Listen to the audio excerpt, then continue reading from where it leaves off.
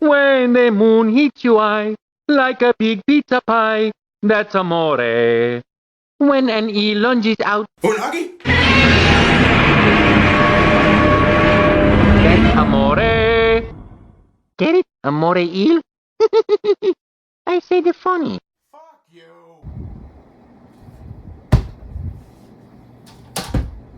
Yeah, you know, when people have been unoriginal for so long, it's kind of hard to be original in it. I love me a good 3D platformer, mainly because they showcase really creative movesets that pushes the creativity and problem-solving skills of a player, allowing them a sense of nirvana once they get the controls in lockdown. From what I've played, the Demon Turf demo is easily one of the most polished platformers in that sense, and you also can't forget about platformers like Ahead in Time that manages to bring back the charm of the old era of 3D platformers and combine that with the modern philosophies of the modern industry. And even other 3D platformers with a more linear structure can still be good, like New Super Lucky's Tale. All of these platformers have improved and learned from the older titles that shape the genre upon which they exist. However, when the trial by fire happens, all of these games will always be in the shadows of the founding father that started it all. Alright, let's be anti-dumbasses here. We're going to play a little game. We're going to play any song. You can pick any song of the games that I've just mentioned and compare how many people know those songs compared to how many people know this song.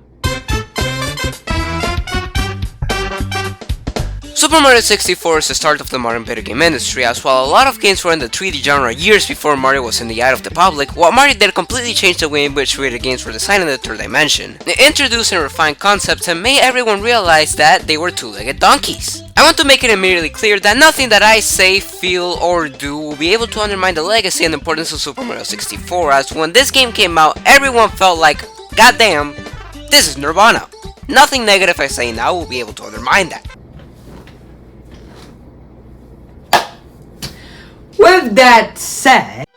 Dear Mario, please come to the castle. I have baked a cake for you. Yours truly, Princess Toadstool. Peach. Just like coming back home. Now, I didn't grow up with the Nintendo 64 version of my Mickey Mouse impression of a boy was not enough evidence. However, I did grow up with the Nintendo DS version of the game, and I will always have nostalgia for that specific version. But that's neither here or there. The game starts with Princess Peach inviting Mario over for some cake. We get a winding shot of the front yard and Peach's castle, and we start the game proper. Now, what the fuck do I say? You see, the issue of being non-original on the internet is that when you try to be original about an ass crack, the CEO of crack tells you that he already made that joke. You hate to see it! Alright, so in summary, and absolutely not copying other YouTube essays, the front yard of Peach's castle is a test for the players to know and feel the moveset for Mario, leaving a couple of signs sprinkled around for players to read and learn some extra moves. I feel so sorry for you if you can't read. The best thing by far about Mario 64 is the versatility with which Mario controls. Mario has so many ways to get through the stages that I may explain the game an absolute blast. Mario could triple jump, or maybe side somersault, maybe even do a long jump to a star or a platform, and they will be all viable options to play the game. Liberty is Super Mario 64's greatest strength, and because of the liberty in how you play Mario 64, it is often remembered highly as it is. There are a bunch of stars scattered throughout the castle, 120 in total, with 15 courses, each with 7 stars, plus some secret stars littered throughout the castle in general. The stars are essentially the main collectibles of the game. They allow you to access more areas of the castle and are necessary to beat the game. You will need about 70 of the 120 stars in total, so roughly over 50% of them. In games prior to Mario 64, like Mario World for example, the game will have you complete a wide collection of courses or levels to beat the game. However, because of technical limitations in the N64, Nintendo instead designed a bunch of objectives for the player to complete, whether that would be getting a penguin down a mountain or being afraid of goddamn clocks. Oh mother... You see, a thing with completing Super Mario 64 is that playing it 100% and playing it normally are two different experiences. What do I mean by that? Someone's gonna be pissed. The best experience is by far trying to beat the game normally, as you have complete selection of what stages you want to do, and if you're really determined you can skip entire stages with enough finesse. That's right, if you too struggle with levels like Tick Tock Clock or Rainbow Ride, or any of the levels in Peach's second level, you know, those are not that good. In that case, you can skip them! That's right, if you're stubborn enough, you could get over 70 stars before you even get done with the second Bowser level. That's right, but only if you're good enough. Are you out for the challenge? Well, I hope you are, because those levels in the upper level of the castle really suck. The best stages are the ones that have more open areas, or areas that are short enough to traverse, like the first 4 levels in Big Blue Hunt. All of these stages have you explore different areas, and if not, then you are able to do things fast enough for it not to become an issue. I never had an issue with Womp's Fortress, even though the stage was relatively linear, because there were still enough landmarks in the stage for it to make up for this linearity. The best stages like Bubble Battlefield excel because in most places you look there will be a different thing happening in there, like opening a cell, a place where you can get a couple of stars, an island in the sky. The stage always has you do something different, and stages like this, Shifting Sandland and Lethal Labyrinth, Alliteration! are some of the better stages in the game. Other stages that follow this similar structure are fun as well, like Hazy Maze Cave or Cool Mountain. This game does not have the most original of naming conventions, I realize. And as you can realize, the weakest stages will be the linear ones. The obvious examples will be the levels where you climb shit, with the worst offender being easily Rainbow Ride. I mean, you literally spawn and have to do an auto-scroller section. That's the entire level. Who thought and accepted this idea? I want them like Mario in the water levels right now. The issue of the linear levels boils down to the fact that the challenges can feel like doing the same challenge over and over again with seemingly no variety. TikTok Clock, for example, has you climb multiple times through the level and stop at different intervals, and it just doesn't feel fun having to climb the same bastard clock 5 different times. Climb it once is already bad enough! Super Mario 64 is possibly one of the least fun things if you try to get every star. And I'm sorry, I purposely tried to leave all of my issues for this segment because damn it, I needed to let out some anger in me.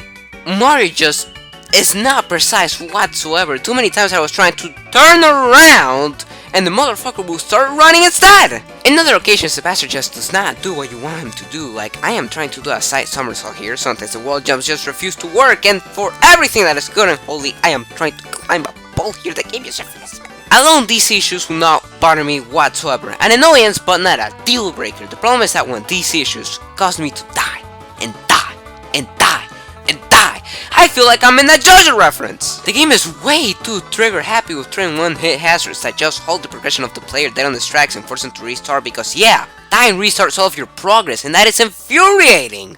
The 100 coin stars are extremely annoying because of it, especially because a lot of the stages barely have over 100 of those bastards, and when I spend minutes looking for coins that just don't spawn because I was not close to them, well, if I died I would be extremely pissed off, wouldn't I? Many levels just have one-hit kills for no reason whatsoever. Why do the corners of the pyramid kill me in one hit? Why is all of TikTok Clock and Rainbow Ride a huge bottomless pit? Most of the time it adds nothing to the game. I swear to God, man, some of these levels got me like...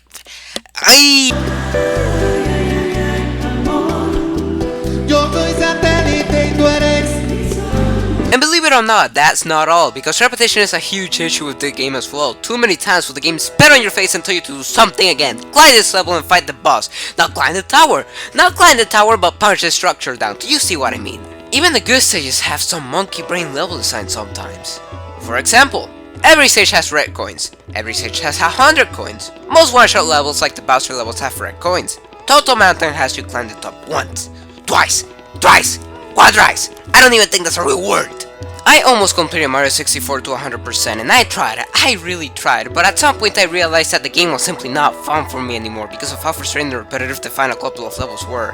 So after getting 107 stars or so, I threw in the towel and decided to just go for the final boss. And you know what? All of the Bowser levels were pretty good. They were linear obstacles, however they didn't overstay their welcome as you didn't have to play them 7 different times. Combined with the music, and these levels were pretty freaking good.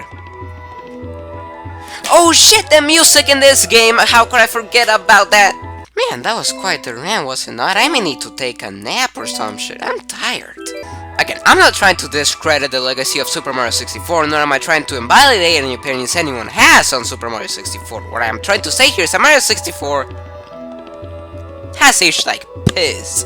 It definitely has aged poorly in a lot of aspects, however it still has an enjoyable Mario journey as you can, for the most part, ignore the many pitfalls that the game has when it comes to the stars. The game was revolutionary and there is nothing that I can say or do that can change the way that the game is looked at today unless people try to modify history like with Sonic Adventure in order to push a certain viewpoint about a franchise never being good on 3D. The game has its problems for sure, however at the end of the day, if people are still able to enjoy the game, then I say, go ahead, play it. Nah, that can't be right. How am I supposed to get my internet points if I say that the game is still decent to this day? I need to find a way to be a contrarian. I need to find a way to get my internet points. Fuck this game. Fuck this game.